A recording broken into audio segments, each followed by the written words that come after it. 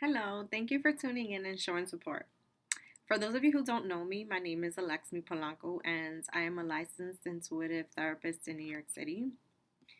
So, I decided to make this video as a means of intimately and transparently sharing with you all what it is that I do and how I do it. I am aware that the term intuitive is used often, and the term intuitive therapist together may be something new for some and may also bring up some questions. And so, it is my hope that through this video, I can help clarify some of what it is that I do and how I do it, as well as answer some of the questions that may come up for you.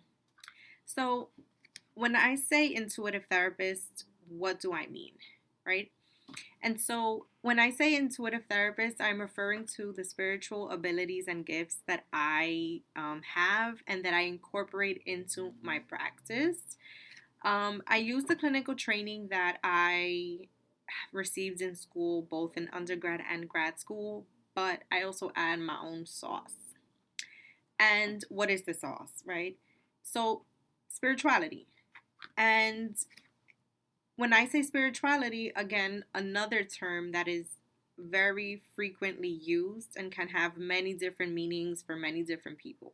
So when I say spirituality, I am referring to the belief that there is a greater force, whether it be energetic transactions, whether it's God or any other deity you believe in, whether it's, spirits, the universe, reincarnation, afterlife.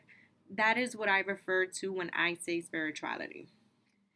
So, therefore, in my practice and my approach to therapy, I allow clients the safe and private space where we not only discuss the traumas, conflicts, relationships, and experiences that they have had, but we also openly talk about spirituality and do a lot of spiritual release work.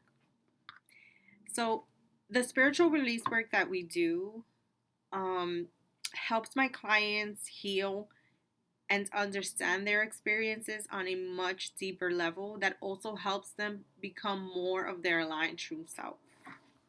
And I know you guys may be wondering, okay, well, what does that look like? So I'll give two brief examples of clients that I have worked with and what I do looks like in session. So the first client that I will talk about is a male who I've been working with for some months now, and initially came to therapy to process the transition of his father, as well as some conflicts that he's experienced and has had trouble sort of getting through. And I remember that in one of our sessions, we were discussing, how he has kind of let go of his self care routine and how, in order to heal, you have to take care of yourself, and what does that look like?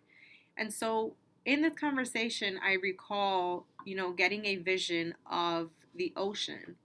And the vision was as if I were standing on the shore and the waves were just, coming up on my feet and receding back. Now, let me say that visions happen very often, and I often share them with clients because there's always some sort of connection to the client that helps them process things deeper and, helps the client gain deeper understanding. And so, like with other clients, I shared this vision with this client, and he became emotional. And he shared with me that the ocean was one of the primary ways that he used to engage in self care when he was back at home. So he used to live in another state and has been in New York for, I would say, maybe a couple of years, 2 or 3 years. And upon coming to New York, the access to the beach is not the same as where he came from. And so as a result of not only everything that he was processing and managing at the time, his self care was also affected because he did not have access to the ocean in the same way. And so naturally, the conversation followed by us trying to think of ways that he can incorporate the ocean into his self care practice now that he's here in New York. Now, to say, right? like many other experiences, I had no idea as to what the connection to the ocean would be, or that it would even honestly have a connection. But it did. And so the other example that I will share about is a female that I've been working with for some years already. And this client initially came due to anxiety, depression, and wanting to work through those things. And so, in one of our conversations where we're discussing her inner child and healing certain wounds, I started to have difficulty breathing. Now, again, side note, I'm also capable of literally feeling what clients experience or are feeling in front of me, and sometimes in a very physical way. So, as in the case with this client, her anxiety was so through the roof that I literally was having trouble breathing. And I was trying to catch my breath because I knew that this is not my anxiety, this is not my fear. But it was not happening.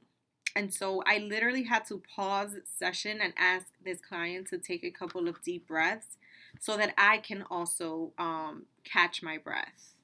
And upon doing so, her taking a couple of breaths, I felt myself sort of, okay, coming back and, being able to breathe.